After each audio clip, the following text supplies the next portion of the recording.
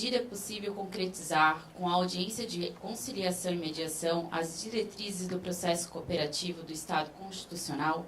Com a palavra, Dr. Ronaldo. Boa tarde a todos. O objetivo aqui é fomentar o debate, né? Então, as questões que a gente coloca aqui para ver se a gente eventualmente consegue debater com os membros da mesa e também, eventualmente, abrindo para vocês. Primeiro, é um prazer voltar para cá e agradecer ao professor Pedro Miranda pelo convite e agradecer a todos os colegas pela oportunidade de debate. A questão não é nova e ela é uma questão que deve ser colocada num novo prisma. Quando o painel foi colocado no sentido da parte geral e processo de conhecimento, isso dá para a gente uma amplitude enorme. A gente pode falar sobre várias coisas, inclusive sobre o tema anterior, de negócio jurídico processual. Mas eu gostaria de fazer esse corte metodológico em relação especificamente aos métodos consensuais de solução de controvérsia, porque a gente precisa colocar eles num prisma diferente. Essa briga não é minha, né?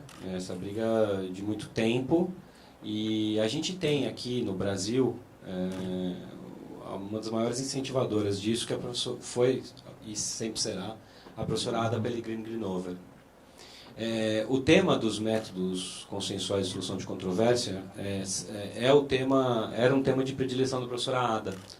Um dos últimos escritos da professora Ada, antes de falecer, foi sobre um novo conceito de jurisdição e encarar as dinâmicas e os desafios dessa audiência de mediação e conciliação numa estrutura do Poder Judiciário. A professora Ada, isso que é muito importante de colocar, só uma questão conceitual, para a gente poder chegar no ponto da discussão aqui. A professora Ada, ela defendia a mudança do conceito de jurisdição. E a mudança do conceito de jurisdição ela é fundamental para a gente entender esse processo com uma perspectiva diferenciada. Jurisdição, tradicionalmente, acredito que todos os colegas aqui aprenderam jurisdição dentro de uma tríade tradicional de poder, função e atividade. Então, eu aprendi isso, acredito que vários de vocês também, no livro Teoria Geral do Processo, inclusive defendido pela própria professora Ada. E a professora Ada, sempre à frente do tempo dela, quis nos apresentar um novo viés. Por isso que ela sugeriu também uma nova Teoria Geral do Processo, ou a revisitação da Teoria Geral do Processo. E a tríade que nós aprendemos em poder, função e atividade, a sugestão da professora Ada é que a gente substituísse a ideia do poder pela garantia. Então a gente teria agora uma nova tríade. A garantia, a função e a atividade. Mas como que um conceito pode mudar tanto isso? Porque quando a gente inclui o poder, a gente necessariamente exclui os meios consensuais de solução de controvérsia. Porque as soluções dos meios consensuais são construídas pelas próprias partes, não vem da ideia do poder. O juiz aqui não vai decidir absolutamente nada, porque a gente constrói uma solução. E para você construir essa solução, você precisa de estrutura, você precisa de técnica. Então eu vou dar um bom exemplo aqui de um bom magistrado, nosso colega o Eric. Ele está aqui hoje como professor, mas duvido se a gente perguntar para ele aqui se ele tem tempo no gabinete dele para desenvolver as técnicas de mediação, que inclusive ele aprendeu em Harvard. Estudou lá há muito tempo. Ele vai falar, muito provavelmente, que não. Vou até deixar a oportunidade dele falar. Porque qual é a dificuldade disso? É a estrutura. E não é só a estrutura, é também como fazer isso.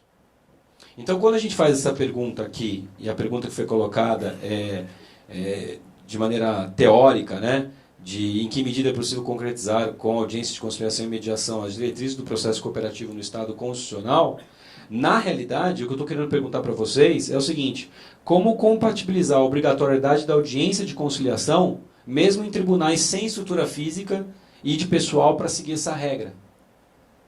Como que a gente consegue coadunar o princípio da duração razoável do processo a isso? Porque o que a gente tem visto, e eu vejo isso em São Paulo e também em outros tribunais da federação, é que essas audiências de conciliação não estão sendo realizadas. quase que um despacho padrão, o juiz ele consulta as partes, eventualmente, e ouve, já vem o despacho padrão. E quando, na realidade, isso é a pedra de toque do novo código. Você vai desestruturar o sistema se você elimina isso. Porque qual é a ideia? A ideia é inteligente. Agora você vai perguntar o seguinte, ela não é adequada, ela não deu certo. A gente tem que dar tempo para as coisas darem certo. Se a gente pudesse aqui num outro painel, a gente poderia discutir sobre recursos. E viria aqui sobre o tema do agravo, rol taxativo ou não. São opções que nós tomamos e nós temos que dar tempo também para que elas deem resultados. Porque todo mundo não concorda, pode não concordar com o rol taxativo ou não de agravo, mas na realidade tinha uma ideia boa nisso. Que era o quê? Concentrar tudo na sentença. Concentrar na atividade principal do processo. Então volta aqui, que eu vi que meu tempo já está acabando. Quando a gente fala da necessidade da implementação da audiência de conciliação e mediação e da impossibilidade de você preterir isso no procedimento, é porque nós temos que mudar essa cultura. E eu falo para você, e a professora Ada também, nos textos, se eu tivesse oportunidade, falaria mais sobre isso, mas ninguém aqui está tirando a importância do processo judicial como a gente conhece. O processo judicial ele vai continuar sendo a grande estrela de solução de controvérsia durante muito tempo, porque ele resolve, sim, a maioria dos casos. Imagina um caso com perícia. Não dá para fazer justiça conciliativa em caso técnico, eminentemente técnico, a não ser que as partes estejam no estado tal de abertura. Mas tantos outros casos, tantos outros conflitos, voltando para a função natural do ser humano, que é o quê? Resolver nós mesmos os nossos próprios problemas.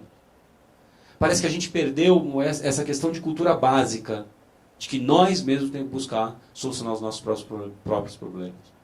E aí eu falo para você, não necessariamente vai ser isso dentro de um gabinete de juiz. Aliás, nem é conveniente que o próprio juiz seja o mediador. Não pode! Não é adequado, do ponto de vista de técnica. É adequado, sim, a gente fazer num ambiente fora do Poder Judiciário. Portanto, a gente vai precisar dessa estrutura. E, às vezes, longe do Poder Judiciário. Vou cumprir meu tempo, passando a palavra para o nosso relator. Obrigada, doutor Ronaldo, pela explanação. Abro agora para os debates. Algum membro da mesa gostaria de ponderar alguma questão? Bom, boa tarde. Som. Bom, boa tarde a todos. Queria fazer um destaque no discurso do professor Ronaldo da importância do meio resolvido pelas partes. Uma das funções, do escopo da jurisdição é o de pacificação. E aí sim, nas pesquisas, nos trabalhos empíricos, feitos principalmente nas universidades americanas, o grau de pacificação de um conflito decorrente de uma composição amigável é bem maior do que aquele que é decidido pelo magistrado. Tudo bem, a parte participa do processo por meio do contraditório, por meio do seu patrono, trazendo uma argumentação. Ela vai ter uma decisão, favorável ou não. É um risco, é uma loteria, a loteria da própria justiça. Ao passo que, se ela participa, e aí nas audiências que são aqui destacadas pelo professor, ativamente da solução que vai ser imposta a ela, perdendo sim, mas em parte ganhando alguma coisa daquele objeto, ela sai mais pacificada. Melhor um ruim acordo ou um acordo não tão bom do que uma decisão que pode ser pior.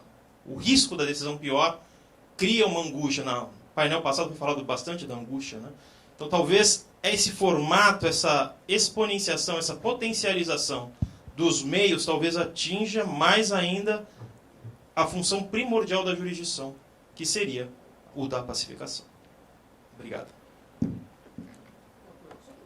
Claro. Só um pequeno adendo. Foi colocado pelo professor, eu concordo em quase tudo, mas me parece que há uma cultura, e essa cultura ela vem de antes das universidades brasileiras. Algo que a gente não vê nas universidades americanas, que é justamente a intenção ou o escopo do litígio em juízo sempre como primeira ratio. Não é? Ou seja, não há nas escolas de direito brasileiro uma tendência para que se faça essa resolução de conflitos fora do Poder Judiciário. E isso, evidentemente, acaba por assoberbar o Poder Judiciário, que não tem. Eu trago por Santa Catarina, onde judico, nós não temos ainda implementado, pelo menos em todas as comarcas, um centro de resolução de conflitos. Os termos da mediação ou da conciliação vai depender do tipo de demanda que está tramitando. Então, veja, é uma situação que deva ser compartilhada, e me parece, por todos os sujeitos do processo e por alguns sujeitos que não estão no processo também. E me parece que esse pecado original repousa nas universidades que precisam. Nós sabemos como é que funciona o processo civil americano, o professor sabe melhor do que todos nós. É muito caro litigar nos Estados Unidos, é difícil. A questão das evidências, a questão do pretrial é uma questão difícil, as garantias, o custo do processo, enfim. Eu acho que isso deveria ser fomentado por primeiro nas universidades, com reflexo depois no Poder Judiciário. E também por parte dos advogados, para que possam, claro, nessa sinergia, criar esse ambiente favorável e ideal, para que nós possamos, na verdade, trazer para a audiência de conciliação ou de mediação, na verdade, aquele resquício de litigiosidade que acabou por sobrar desses focos anteriores. Não, é interessante isso, até antes do Eric falar, porque eu gostaria muito, eu também ouvi muito, agradeço a posição, que na verdade, até voltando aqui para os colegas, é uma coisa que parece que vira um mantra nosso, e um mantra meu, lá no Mackenzie, nos meus alunos de graduação, que parece que a gente não está enxergando esse mercado. O mercado que está aí, os alunos, né, loucos, assim, né, todos saindo, quero tirar minha OAB, ótimo, gente, mas olha a atuação que está aí, olha o tamanho desse mercado que a gente tem na formação, porque a gente precisa de mediadores profissionais. Eles precisam estar regulamentados. E é um caminho tão grande, porque eu falo, o juiz não é a pessoa mais adequada para fazer isso. Todos os testes que a gente tem feito com mediação, e veja, eu venho do escritório de contencioso, eu só faço contencioso, desde a época do Dinamarca e no Lucon, só faço contencioso, e a certeza talvez que eu tenho, passando por longos processos de negociação e recuperação judicial, e o Rodrigo sabe do que a gente está falando aqui, que cada vez mais o contencioso resolve menos. Ele talvez sirva para recolocar as pessoas num estado tal que elas voltem a negociar. É isso que o processo tem servido. Então, a mudança do interlocutor com técnicas diferentes tem resultados fantásticos. Aí você não vai obrigar uma mulher ou alguém que está sofrendo um processo de separação litigioso com traição a falar, não, então vamos para a mediação. Não é isso. Por isso que a gente está falando de meios adequados, porque para cada conflito você tem uma forma de solução adequada. E melhor, um sistema multiportas, que permite o quê? Que você migre de um meio para o outro. Aquela pessoa que naquele momento não estava preparada para um método consensual, depois arrumou um novo amor, vai lá. E você pode estar preparado para isso, para ver livre desse capítulo. Vou dar um último exemplo para o Eric falar aqui. Recentemente a gente começou a fazer experiências de mediação na recuperação judicial, algo que eu defendo desde 2012 no meu doutorado. Só que a gente está fazendo experiências específicas mesmo com mediadores. E aí eu defendi em 2012 de maneira errada, porque não conhecia a ideia de que o administrador judicial era o sujeito do processo adequado para fazer a mediação. Não é. O exemplo foi o último processo que eu tive, que eu estava num confronto tão grande com a recuperanda, como fiscalizador dele, que eu não posso ser o mediador, porque eu preciso ser imparcial. E aí o que aconteceu? Contratamos um mediador para fazer esse conflito. No final das contas, a audiência virou só, parece que, do administrador, eu contra ele, o devedor. Foi bom acontecer isso, para mostrar que o administrador não poderia ser essa pessoa. Então você vê que a gente só aprende isso com técnica. Eric, desculpa. Infelizmente, eu vou ter que dar por encerrada a discussão desse primeiro questionamento, né, em razão do nosso tempo. Agradeço a ponderação, então, do Dr. Ronaldo, por ter levantado a questão de extrema relevância. E passando para o segundo questionamento, direcionado, então, para o Dr. Luiz Gustavo Lovato. Questiono, é possível modular a decisão que determina a desconsideração da pessoa jurídica? Bom, primeiramente, uma boa tarde a todos. Quero cumprimentar todos os meus colegas de mesa. Quero cumprimentar a todos os presentes, agradecer a presença de vocês nesse congresso. Mais um congresso que traz o processo civil para o debate em Florianópolis. Bom, nós temos, como disse o professor Ronaldo, inúmeros temas para tratar nessa mesa, porque parte geral e processo de conhecimento abrange mais da metade do CPC. A minha questão ela é bem pontual. a desconsideração da personalidade jurídica nesse Código de Processo Civil, ela podia ter sido regulamentada. Porque até 2015 nós tínhamos duas previsões, tínhamos outras, claro, mas duas previsões sobre a aplicabilidade e os requisitos da desconsideração da personalidade jurídica. Nós tínhamos a chamada teoria maior do Código Civil, do artigo 50, em que se tem como requisitos o desvio da atividade fim, a confusão patrimonial, requisito acrescentado pelo Superior Tribunal de Justiça, a má-fé, o intuito de fraudar, que eu nunca compreendi direito, por dois motivos. E aí entra o primeiro problema da pergunta que eu lanço nesse painel. Primeiro, má-fé de quem? Porque a desconsideração da personalidade jurídica no Código de Processo Civil, ela foi tratada como uma intervenção de terceiros litisconsorcial, sem fixar limites, sem trazer requisitos outros que não aqueles pouquíssimos previstos nos artigos, como, por exemplo, ela não pode ser de ofício pelo juiz, ela tem que ser realizada a requerimento da parte do Ministério Público ou do Ministério Público. Pois bem, a questão primeira é essa. No momento em que o juiz desconsidera a personalidade jurídica, o que isso significa em termos práticos? Significa que o contrato social, regularmente registrado, inclusive que traz limites de responsabilidade dos sócios, ele deve ser desconsiderado. Ele permanece rígido, a personalidade jurídica continua a exercer a sua atividade, mas ele é desconsiderado para fins de responsabilização. E aí, o juiz determina a citação dos sócios na desconsideração direta, traz os sócios para o processo, eles são citados, e isso hoje é aplicado na medida do tudo ou nada. Porque desconsiderar o contrato societário é desconsiderá-lo como um todo. Você não pode desconsiderar um pedaço do contrato social. Desconsiderar é fazer de conta que ele não existe, ou, usando uma expressão adequada, torná-lo inoponível ao juízo. Então não tem como você modular, em tese, a princípio, essa decisão, certo? Só que aí entra o primeiro problema. Se o STJ determina que um dos requisitos para desconsideração, a aplicação da teoria maior, é a má-fé, quem age com má-fé dentro da personalidade jurídica? Vocês têm uma gama enorme de sociedades empresariais para trabalhar, né? Sociedade limitada, empresa individual, responsabilidade limitada, comandita, sociedade anônima, tem uma gama gigantesca no Brasil. E aí você tem que pensar que alguns sócios simplesmente não atuam nessa atividade. Eles são sócios, de fato, mas eles não têm poder nenhum de gestão. Eles não têm poder de voto, eles são minoria, eles são voto vencido. Então, no momento que você aplica até a desconsideração da personalidade jurídica nessa medida do tudo ou nada, você traz para o processo, você responsabiliza, você torna co-obrigado aquele sócio que não teve absolutamente nenhuma influência na gestão fraudulenta. Um outro problema, esse foi o primeiro problema, um outro problema está relacionado com a aplicabilidade desse instituto, dessa intervenção de terceiro, na fase de cumprimento de sentença. Porque nós temos um artigo no Código, que é o 513, parágrafo 5º, que ele é categórico, apesar de que essa expressão no direito é ruim, mas ele é. Co-obrigado, corresponsável, garante que não participou da fase de conhecimento não terá legitimidade para participar da fase de cumprimento de sentença. Isso está expresso. Ora, como é que você pode cogitar, então, uma desconsideração da personalidade jurídica em fase de cumprimento de sentença? Sim, pensa comigo.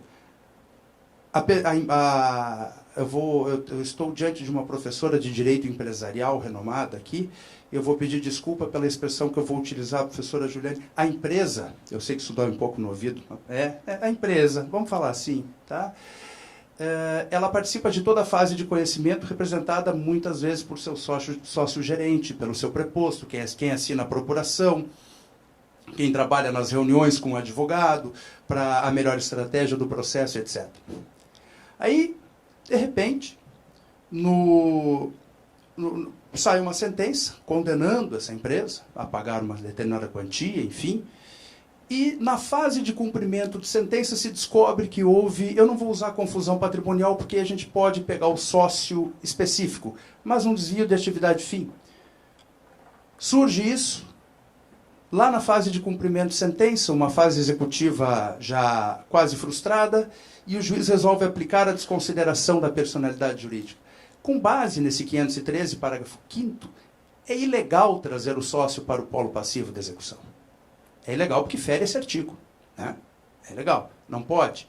Então, a minha proposta para debate é justamente a chamada decisão modular. Primeiro, se um dos requisitos é a má-fé, o juiz que faz a desconsideração da personalidade jurídica, que ele reconheça na decisão qual gestor, qual sócio agiu de má-fé e que deve ser trazido para o processo, como co-obrigado ou como corresponsável.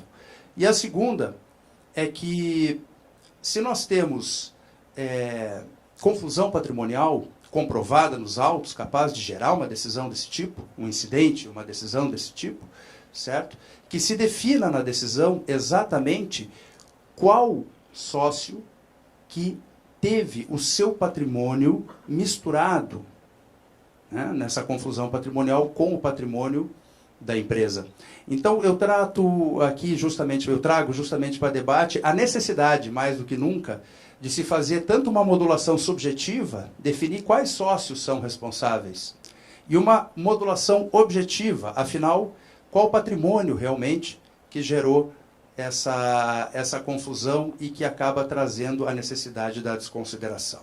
Bom, infelizmente o meu tempo já acabou, né? Mas é mais uma ideia para lançar para o debate numa época em que está difícil de se conseguir a desconsideração, mesmo às vezes em casos evidentes. Muito obrigada, doutor Lovato. Gostaria, então, de passar a palavra para os demais membros aqui da mesa, para considerações. Gostaria de fazer alguma ponderação. Uma ponderação. Eu tento discordar, professor, com todo respeito dessa... Porque se o juiz verificar isso, por exemplo, na fase de cumprimento de sentença, e identificar quais atos ou quais sócios teriam infringido nessa circunstância, me parece que fazê-lo sem trazê-lo ao processo vulneraria o próprio princípio do contraditório. Então, trazê-lo ao processo nessa circunstância, em vez de expô-lo, homenagearia o próprio princípio do contraditório. Então, é uma circunstância que estou amadurecendo... Desculpa, professor, nessa circunstância, cumprimento de sentença? É. Ah, sim. Eu não sei se estamos de acordo com relação a isso. Então, falamos sobre a mesma coisa e entendemos coisas diferentes. Okay? Mais alguém gostaria de fazer uma ponderação? Por favor, doutor Rodrigo. É interessante a necessidade da modulação, e aí, como o Ronaldo já trouxe a questão de quem atua na área de insolvência. Na Lei de Recuperação e Falência, nós temos o artigo 82, a ação de responsabilização do sócio ou do administrador. É uma ação um pouco mais complexa para aquele que promove demonstrar a responsabilidade daquele, e não é estender, na verdade, é trazer de uma forma limitada, objetiva e subjetivamente, então para aquelas pessoas, e até onde vai a responsabilidade daquele ato praticado. É muito mais fácil, ou era muito mais fácil, porque a cultura da desconsideração da personalidade, ela vem, o pedido anteriormente era feito por um incidente, ou até mesmo nos autos, e aquele sócio, aquele administrador, a responsabilidade era quase sem limites, né? Então essa modulação ela é algo constitucional, porque ela determina, ela delimita objetivamente o quanto ou por que ato que aquele administrador, aquele sócio vai responder.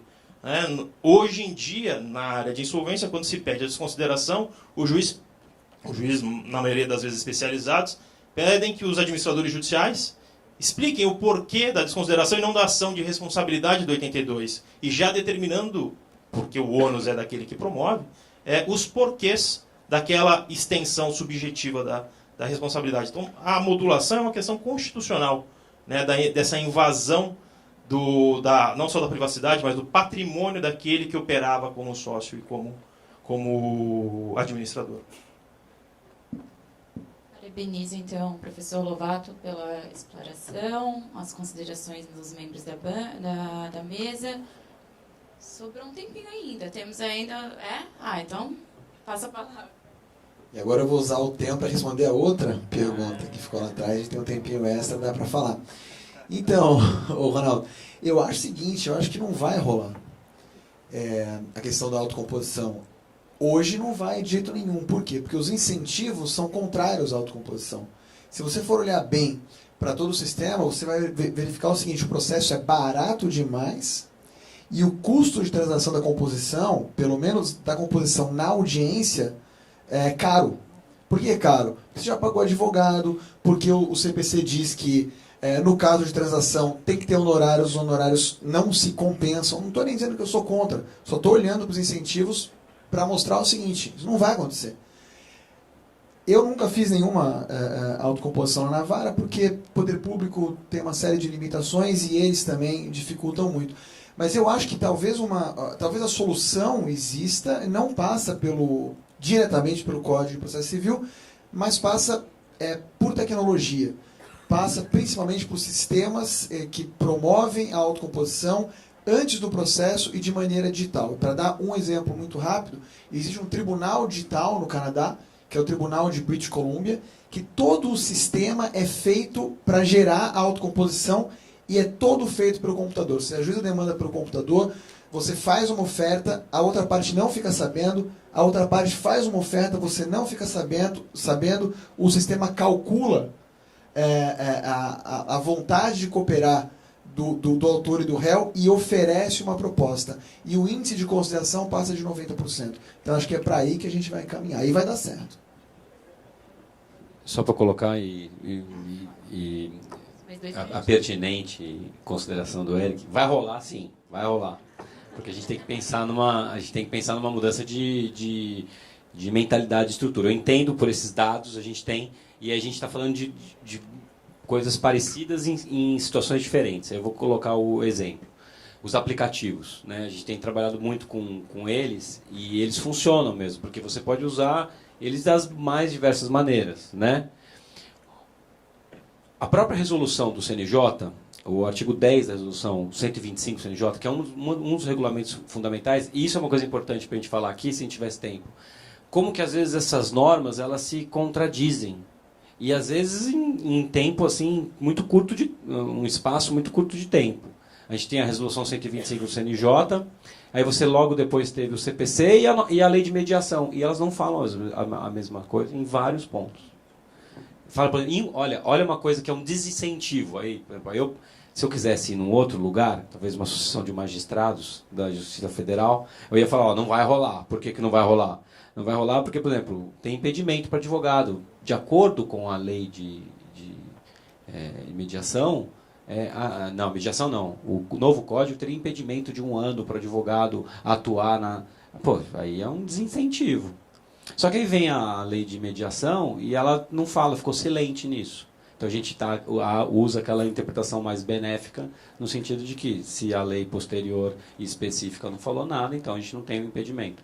Essa é uma questão. Mas por que eu acho que vai rolar? Porque a própria resolução 10 do CNJ, ela fala da necessidade dos sejusques serem criados, e não os sejusques como a gente tem hoje, uma mentalidade até mais ampliativa dele, dividindo eles em setores de solução de conflito processual, pré-processual e setor de cidadania. Eu vi que acabou meu tempo, mas você vê. Então a gente pode ter soluções para o processual também, mas eu entendo o que você está falando, com dados.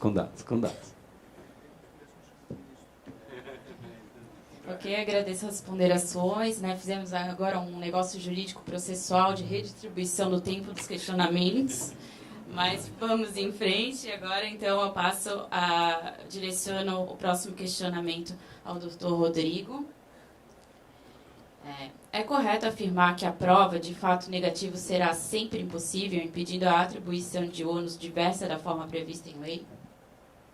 A palavra. Bom, pessoal, antes de iniciar, eu recebi uma multa por falar ao telefone no veículo. Eu já contratei o professor Ronaldo. Se alguém quiser ajudar, ele é um pouco caro, mas... A questão é a seguinte. falar ao telefone dirigindo um veículo. É uma ação. Como é que se prova a ausência, a inexistência dessa ação? A dificuldade que está por trás de provar um fato negativo, ou como a doutrina chama, um não fato. Ou ainda, como muitos de nós conhecemos, a prova diabólica. A doutrina e a jurisprudência, por muito tempo, se posicionaram, no caso, contra, na verdade, no sentido de que a prova de fato negativo seria impossível, seria a prova diabólica. E a gente tem vários exemplos. Aqui vou tentar ser sucinto para não ultrapassar o tempo. A e B colidem numa cidadezinha do interior, então não tem sistema de monitoramento, não tem nada. E reciprocamente, ambos falam que a culpa é do outro, que o outro que não observou o sinal para aguardar. Como é que você consegue uma prova nesse sentido? Vamos avançar nos exemplos. A má-fé, foi citado aqui a má-fé, né? Que é algo mais difícil do que a prova da má-fé no outro. Pensando na litigância de má-fé, que é um tema de investigação pessoal, que os tribunais ainda determinam que o elemento subjetivo, o elemento volitivo, que é o da vontade, esteja presente para a configuração e aplicação da penalidade. O que seria mais difícil de provar a má-fé no outro? Talvez uma confissão, um ato complicado. Por tudo isso, por muito tempo a doutrina e a jurisprudência então entendeu que a prova, de fato, negativa era uma prova impossível, uma prova diabólica. Com o aprofundamento do tema, principalmente Eduardo Couture, Barbosa Moreira, e aí um grande pesquisador, e, mais recentemente, a gente pode citar o Fred, que estava palestrando aí ontem aqui no Congresso. O fato negativo, ele foi, nesse aprofundamento, ele foi melhor investigado no seguinte sentido, ou melhor classificado no seguinte sentido. Há o fato negativo absoluto, que é o impossível de provar. Esse fato é qual? Aquele que não se pode determinar no tempo e no espaço. Ok, fato negativo absoluto. Mas existe o fato negativo relativo, que é aquele que pode ser dimensionado no espaço e no tempo. E a ele equivale sempre um fato positivo. E esse fato positivo é possível de ser provado. Vamos tentar os exemplos. A primeira questão da multa, né, que o Dr. Ronaldo já está pegando, já está rascunhando aqui a defesa.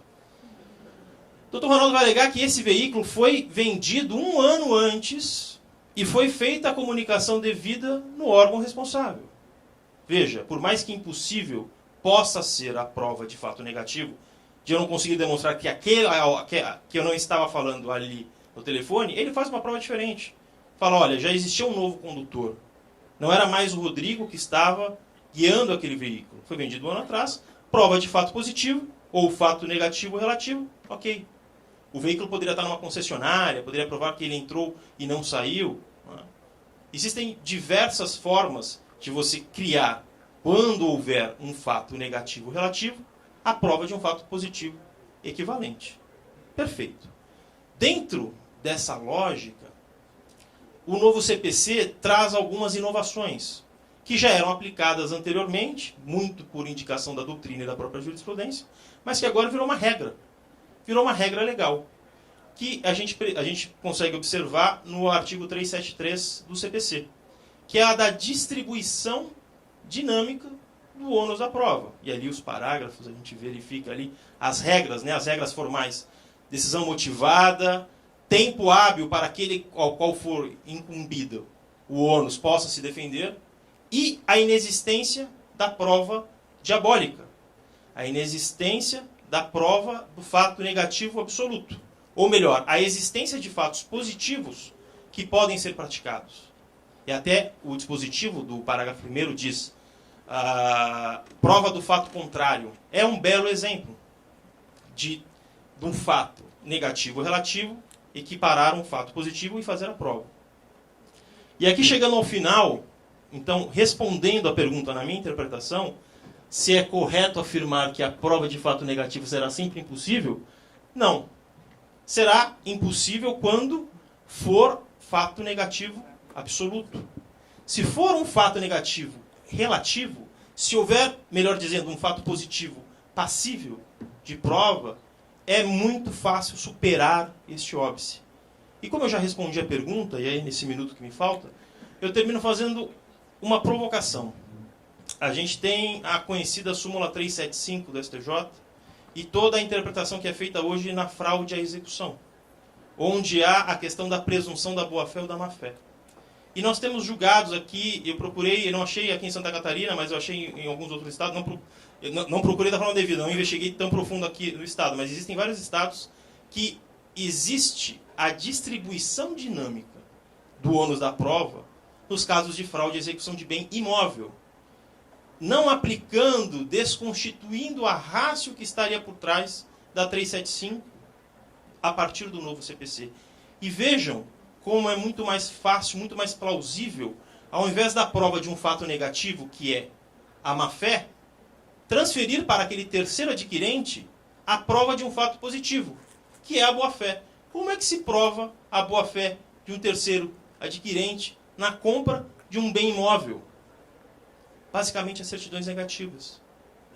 É fácil, num caso como esse, de se equiparar a um fato, uma prova inicialmente lida como diabólica, um fato positivo provável, transferindo para esse terceiro adquirente a prova da sua boa-fé, principalmente pelos costumes, a prova de a regra de experiência que existem nesses julgados referente à distribuição dinâmica para a demonstração da má-fé, ou melhor, para a prova da sua boa-fé, para a prova desse fato positivo. Quem quiser depois procurar os julgados, são inúmeros, procurem que eu passo o número para vocês, tá bom? Muito obrigado. Obrigada, doutor Rodrigo. Abro, então, para o debate. Alguém gostaria de Eu vou fazer duas considerações. Primeiro, uma nota de repúdio, né? Que não é caro nada. E você vê que, como todo cliente, ele faz a mesma coisa. Primeiro ele vai lá, valoriza o advogado, e na hora de pagar ele fala, não, porque é fácil, já, né? Vai ser muito fácil de provar isso. Fácil nada, é difícil, né? Então vamos valorizar o trabalho do advogado. Segundo, que em algum momento eu comecei a achar que eu estava numa aula de física, positivo, negativo, relativo, absoluto, eu fiquei meio preocupado. Mas você tem toda a razão, porque você, realmente quando você fez a pergunta, eu não conseguia visualizar o fato, mas realmente isso está dentro de uma perspectiva que eu acho que é para abrir o debate e ver o que a gente pensa nisso, que o que me chama mais atenção em relação à prova, a distribuição dinâmica, a inversão, maravilhoso, mas o que mais me chama atenção realmente é que finalmente a gente percebe que o detentor da prova são as partes. E isso muda significativamente a maneira do que o jogo como processo ele é conduzido, porque tradicionalmente a gente sempre tinha a ideia de que a prova o destinatário da prova era o juiz, e como se o dono da prova fosse o juiz, e na realidade a gente percebe e por aspecto normativo também, que essa inversão ela é fundamental, porque ela também tira um ônus do juiz, no sentido de talvez conduzir também esse procedimento com vias das partes. Então, as partes têm que ter essa iniciativa mesmo, e de aí encontrar alternativas adequadas para uma coisa que vai ser sempre difícil, que é a prova negativa. Né? Só para completar, talvez um minuto, nem isso, 30 segundos. A questão, me parece, na fala do professor, é justamente trazer para um ambiente de regra de procedimento e não regra de julgamento. Essa me parece o grande ponto democrático desse código. Porque muitas vezes chegava ao final do processo, assim, ó, eu estou julgando improcedente esse pedido porque não restou comprovado. Você dizia, mas até então eu estava absolutamente crente de que havia cumprido o ônus processual de provar e evidenciar. E chega-se no final, não, se o juiz dá uma única pista a respeito daquilo. Me parece que essa é a grande vantagem aqui. E a última colocação, é muito difícil a gente inverter o ônus da prova em juízo de valor, isso já dizia o professor Miquel Tarufo. Nos juízos de fato puro, a coisa é mais fácil. Agora, nessas circunstâncias de boa-fé, como colocou o professor, a situação é extremamente difícil. Aí, só complementando, professor, a importância de um saneamento completinho, para evitar, eu acho que a decisão de surpresa, além do 10, da questão do contraditório, o saneamento é que vem para suprir essa problemática. Porque, às vezes, como o próprio doutor falou, o cidadão está convicto de que no processo, aquele fato que ele alega, que é seu fato constitutivo, já está provado. E vai se deparar com a surpresa de que não estava na sentença. Isso é uma coisa que não pode acontecer. Penso eu, né? Essa questão de surpresa não é salutar nem para o processo, nem para pacificação social, acho que foi o doutor que falou aqui, pacificação social é um escopo interessante do processo.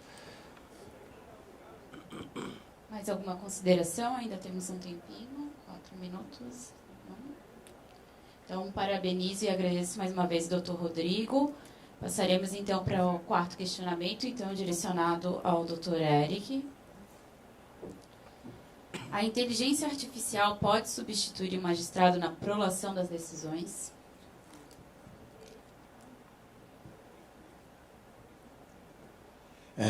Olá, amigos. Boa tarde a todos. É uma alegria estar aqui na presença de tantas pessoas queridas, né? Os meus amigos da mesa, ali o Marcos, o Paulo, o Geraldo, o Henderson, o Luciano, o Bruno e tantos outros. Isso me deixa muito à vontade, porque a gente se sente sempre protegido, né? Mas a pergunta é muito difícil. Essa pergunta é muito interessante porque ela vem trazendo questionamentos, as pessoas não entendem muito bem o que é inteligência artificial, se vai ser o fim do mundo, né? Ou se vai ser a solução de todos os problemas, se os juízes vão acabar, ou se os advogados vão acabar. Seria ótimo, né? Porque a gente não teria mais problema. Se não precisa mais de juiz nem de advogados, senão que a sociedade alcançou a tal da pacificação social que vocês estavam dizendo agora. Mas, gente, para responder isso a sério, a gente tem que entender um pouquinho o que é inteligência artificial, né? Na verdade, o termo não é novo. O termo começou a ser utilizado lá na década de 30 por vários cientistas, e o mais famoso deles é o Alan Turing, dizendo que, olha, qualquer máquina que reproduza automaticamente atividades típicas da cognição humana é uma máquina de inteligência artificial. É claro que isso foi evoluindo. Mais recentemente, há 30 anos atrás, se passou a falar de machine learning, né? O que é o machine learning? O machine learning são algoritmos que captam padrões de dados que eles vão recebendo, mas que são capazes de se adaptar a outras circunstâncias, extrapolando esses padrões. Então, eles vão um pouco além daquilo que eles aprenderam com os dados. E, finalmente, é aqui que eu quero chegar, porque sem isso a gente não responde a pergunta, no tal do Deep Learning. O que é o Deep Learning? O Deep Learning é aquilo que a gente vem, certamente vocês já ouviram falar, das tais das redes neurais. É uma forma de composição algorítmica que tenta reproduzir a forma como acredita-se que o cérebro humano funcione, que o cérebro humano trabalhe. E o estado da arte, e eu vou tentar explicar isso muito rapidamente, do Deep Learning, são as redes neurais convolucionais hierarquizadas. Um exemplo está desenhado ali no quadro. Você tem ali um algoritmo, uma rede neural de reconhecimento de faces. Então, como que ela funciona? Ela recebe por input milhões e milhões de dados, de rostos de pessoas. Esses dados são todos quebrados e na segunda camada, basicamente o que ela tenta é identificar traços muito pequenininhos que se assemelhem a um nariz, a uma orelha, a um queixo, a uma sobrancelha e assim por diante. Ela vai tentar fazer isso de várias formas diferentes, por vários caminhos diferentes, e ninguém sabe muito bem qual é o caminho certo. O que acontece? O algoritmo ele estabelece pesos diferentes para cada um daqueles caminhos que você está vendo naquela teia. Só um deles está correto. Aquele que estiver correto recebe um peso maior. Nossa, Eric, mas coisa difícil de entender. Pensa quando você está tentando aprender uma língua nova. Então você está tentando aprender alemão e traduzir um parágrafo de um texto difícil em alemão. Você tenta, olha, acha que é uma coisa, você olha no Google Tradutor, não é bem aquilo, você olha no dicionário, é diferente, você procura o contexto e finalmente, depois de meia hora, você consegue. Não dá um prazer? Sabe o que é esse prazer? Dopamina. A dopamina do algoritmo é o peso maior para a função matemática que acertou o caminho. E aí, depois, olha só, na linha do meio, que é na próxima camada, o rosto já começa a se formar. E lá no final, o algoritmo finalmente reconhece a face. Então, os caminhos que chegaram mais próximos daquilo que se desejava com o algoritmo são reforçados por funções matemáticas de peso maior, pela tal da dopamina, né, para fazer o comparativo do nosso cérebro. Então, se houver alguma possibilidade de um algoritmo substituir um juiz ou um advogado na elaboração de peças ou de decisões judiciais passa por redes neurais como essas que eu mostrei para você. Muito bem. Todo mundo vai se lembrar do, hoje mundialmente famoso, do IBM Watson, né, esse computador famosíssimo aí da IBM de inteligência artificial, que há uns anos atrás ficou muito famoso por vencer um jogo de perguntas e respostas, batendo os campeões mundiais desse jogo no mundo inteiro. Não, se é mundial, só pode ser no mundo todo.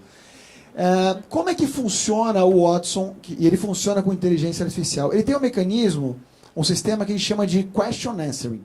Basicamente, o que ele faz ele tem a capacidade de entender perguntas feitas em linguagem natural, de buscar no Big Data, né, no infinito oceano da internet, as respostas e trazer essas respostas também em linguagem natural. Um outro computador da IBM, menos famoso, mas que é derivado do Watson, é o Debater. O Debater não trabalha com question answering. O Debater trabalha com argument mining. Basicamente, o que ele faz é o seguinte: você dá uma assertiva para o computador, textos em que ele pode eventualmente achar a resposta, ele vai buscar naqueles textos os argumentos mais relevantes e vai dividir esses argumentos em argumentos pró e contra. Muito bem, para saber se o computador efetivamente pode ou não substituir o juiz, foi feito um teste. Perguntou-se para o Debater o seguinte: olha, eu posso vender games violentos, né, games violentos para menores de idade? E o Debater buscou 10 milhões de artigos na Wikipedia e trouxe um arrazoado que pode ser representado mais ou menos dessa forma. Do lado esquerdo, argumentos positivos, favoráveis à não limitação da venda, e do lado de lá, argumentos contrários, ou seja, argumentos pela limitação desse tipo de venda, dizendo basicamente que causa violência, do lado de lá dizendo que não causa violência.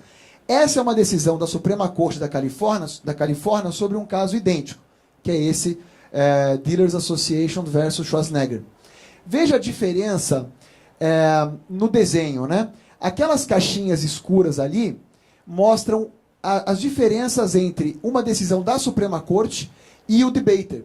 O que eles fazem? Eles partem da Rule of Law, eles verificam os estándares probatórios e dizem: olha, essa prova atingiu o estándar probatório, é válida, essa aqui não atingiu, não é válida. Ele faz uma avaliação crítica do conteúdo das provas, ele traz argumentos de autoridade e ele identifica jurisprudência relacionada a todos aqueles argumentos. Então, respondendo, que eu sei que acabou o meu tempo, hoje a inteligência artificial pode substituir o juiz na prolação de decisões judiciais?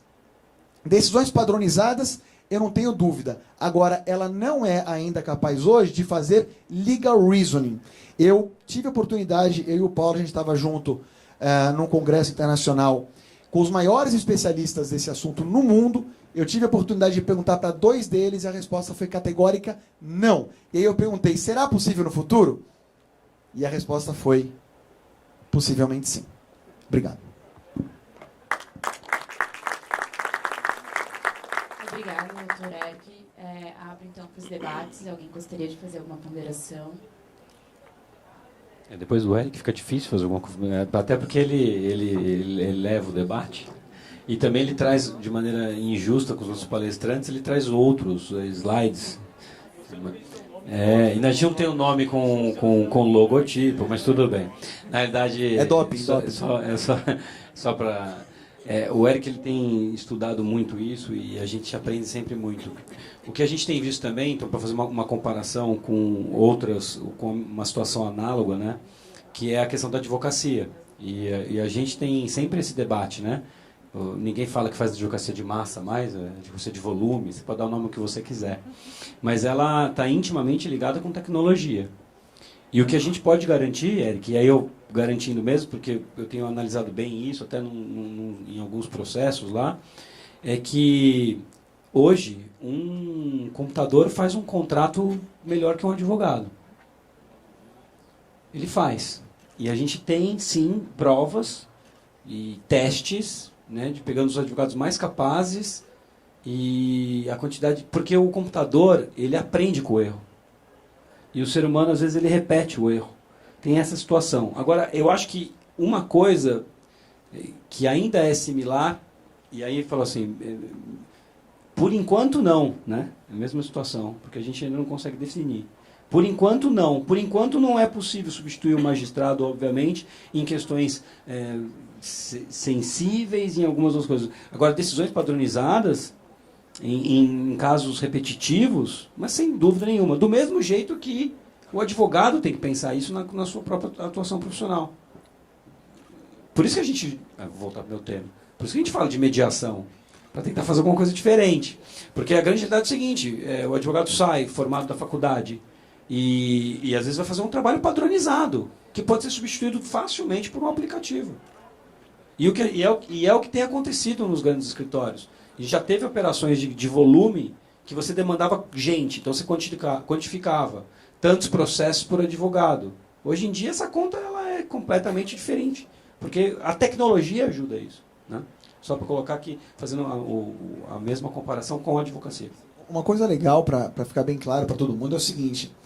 Se você dormiu em 2014 e acordou em 2017, a gente está em 2018, você deve ter pensado, poxa, passaram, Adeus Lenin, né, aquele filme, passaram uns 50 anos, porque ninguém falava disso e de repente em 2 anos está todo mundo falando. O que aconteceu nesse meio tempo?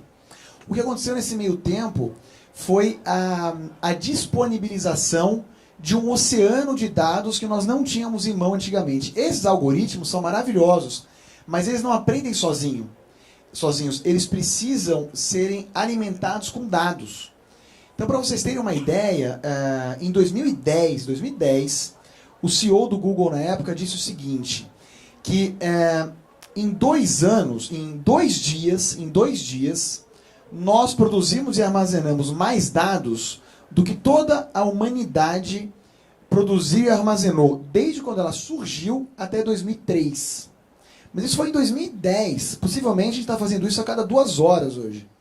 Então, quanto mais dados a gente tem, mais o algoritmo tem capacidade de reconhecer padrões e aprender com esses padrões, e obviamente a gente caminha a passos largos, só que tem muito mito ainda, né, em relação à inteligência artificial. Então é claro que o juiz não vai ser substituído, o advogado também não, a não ser naquilo que a gente não deveria estar fazendo, que são as tarefas repetitivas, não é verdade? Para essas, sem dúvida alguma, se nós investirmos da maneira correta, se o CNJ trouxer as guidelines corretas, certamente a gente vai ter automatização. Temos mais 2 minutinhos. Pode falar. Bom, só para aproveitar o gancho primeiro, fiquei imaginando aquele mundo sem juízes e advogados, teríamos apenas promotores, então, né? Seria um lugar, no mínimo, interessante para se viver. Estou me lembrando nesse momento. Bom, eu acredito que estamos falando aqui de robotização, que esse é um caminho sem volta. É um caminho sem volta. Né? Eu me lembro, só para trazer um dado bem curioso, em 2005 ou 2006, eu assisti uma palestra com um juiz federal que trouxe dados sobre o EPROC, recém-implantado na região sul, no TRF4. Começou com o Juizado Especial Federal, né? E ele trouxe alguns dados interessantes. Ele dizia que 78%, na época, estou falando de 2005, 2006, 78% do tempo gasto com um processo era dentro do cartório, era em trâmite cartorário. Trâmite cartorário esse que o EPROC vinha, não para eliminar, mas para conseguir enxugar bastante esse trâmite, para que o processo ele fosse mais ágil. E eu acho interessante que hoje nós passamos dessa questão automatizada, que seria mais atos ordinatórios, questões de impulso oficial sem conteúdo decisório, enfim, e agora nós estamos entrando numa nova seara, que é a necessidade de se usar a robótica para a decisão final. Né? Eu confesso que isso é algo sem volta, é um caminho sem volta, mas ainda me assusta um pouco, em razão nós temos dois elementos, sim. O primeiro é a necessidade de uma segurança jurídica com decisões padronizadas, isso é inquestionável. Agora, o segundo, eu acredito que a questão da humanização, ela deve ser levada em consideração. Bastante, né? E talvez aqui seja a pedra de toque não é nem crítica, é mais um apontamento mesmo. Obrigado. Mais uma vez eu agradeço e parabenizo o Dr. Eric, realmente é um tema muito atual, a gente conseguiria discutir por muito tempo essa questão, mas temos ainda mais um questionamento. Passando para o último, então, dessa mesa, direcionada ao Dr. Lírio. Qual a qualidade do contraditório para a extensão dos limites da coisa julgada à questão prejudicial? Boa tarde a todos. É um prazer encontrar novamente com alguns dos membros da mesa. Alguns eu não conhecia, alguns já conhecia. Dizer que é um prazer sempre atender o pedido do Pedro e dizer que fere a dignidade da pessoa humana falar em coisa julgada em 15 minutos, ainda mais depois de alguns segundos furtados pelo Dr. Novato. Mas, vamos lá. O problema que eu propus ao Pedro era basicamente esse, que é uma coisa recorrente na minha pesquisa sobre coisa julgada, mais especificamente sobre eficácia preclusiva, mas também de um tema absolutamente vinculado, que são os limites objetivos da coisa julgada, da questão prejudicial agora. Veja, nós temos a possibilidade de extensão dos limites objetivos da coisa julgada à questão prejudicial, desde que atendida a algumas condicionantes, dentre elas o contraditório. Que contraditório é esse? Qual é a qualidade desse contraditório? Vamos lá. E o sistema do Código de Processo Civil de 2015, a partir do artigo 502 até o 508, na parte relativa aos limites objetivos da coisa julgada, é quase que o meio termo, isso fica bastante claro na intenção do legislador, de harmonizar aquilo que havia sido feito pelo legislador de 39 com o legislador de 73. Por quê? Porque quem não se recorda, então o artigo 287 do Código de Processo Civil de 39 dizia que a sentença que julgar a lide fará lei nos limites das questões deduzidas. E nós tínhamos um parágrafo bastante problemático que diz o seguinte: todas as questões necessárias serão automaticamente decididas. E se compreendia naquele ambiente que essas premissas necessárias, à luz do que se fazia na Itália, eram questões prejudiciais. E me recordo aqui da angústia do professor Busaide a respeito dessa interpretação, tanto é que no código posterior ele adotou uma posição absolutamente contrária. O seguinte, olha, é a questão principal que vai fazer coisa julgada nos limites da lide. E elenca aquilo que não faria coisa julgada no artigo 469. Os motivos, a verdade dos fatos, tá? E a questão prejudicial decidida de forma incidente. E aí nós tínhamos o artigo, uma válvula de escape, que era o artigo 470, que diz o seguinte, olha, essa questão prejudicial, ela pode fazer coisa julgada, ou mais propriamente a eficácia, os limites objetivos da coisa julgada podem recair sobre a questão prejudicial, se atendidas algumas condições. E as condições eram que o juiz fosse competente em razão da matéria e que houvesse uma pertinência absoluta em relação àquela questão prejudicial e o pedido principal. Não é? Nós tínhamos, então, essa válvula de escape desde que fosse realizada essa circunstância por uma ação declaratória incidental, que a doutrina criticava de uma maneira bastante recorrente, porque ela foi muito pouco, na verdade, exercida durante esse período de 73 até 2016. O Código de Processo Civil 2019, ele é um meio termo, um terço gêneros, podemos dizer assim, entre esses dois sistemas, porque ele admite, embora preveja a existência ainda de uma ação declaratória relativamente ao artigo 430, 433 da questão documental, mas ele diz agora que essa questão prejudicial, sobre ela pode recair também a autoridade da coisa julgada, desde que observadas determinadas condições. E aí nós temos então agora dois regimes, ou um duplo regime de coisas julgadas. Não é? Um regime comum de coisa julgada relativamente à questão principal e um conjunto e um regime especial de coisa julgada relativamente à questão da questão prejudicial. Essa questão prejudicial, basicamente, uma coisa pressuposta, é uma condição, na verdade, que condiciona o julgamento de uma outra condição que poderia, segundo a melhor doutrina, ser objeto de uma ação autônoma. O que diz o Código a respeito disso agora? Olha, o juiz tem que, na verdade, decidir isso de forma expressa.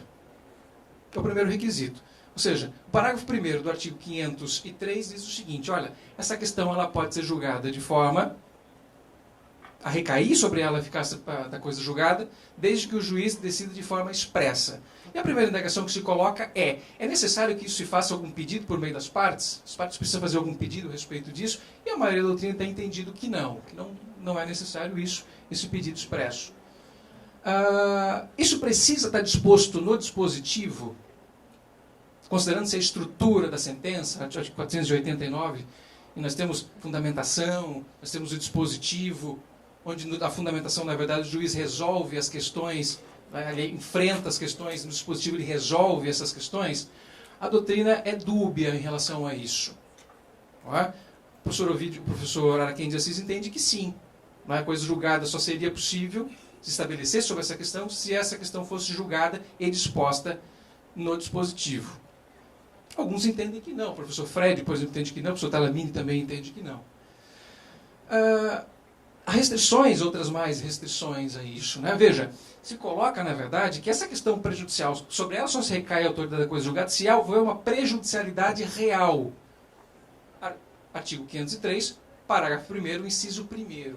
E a gente pode parar para perguntar, mas essa prejudicialidade não é, na verdade, chover no molhado? Ou seja, se a questão é prejudicial, ela não é prejudicial em tese?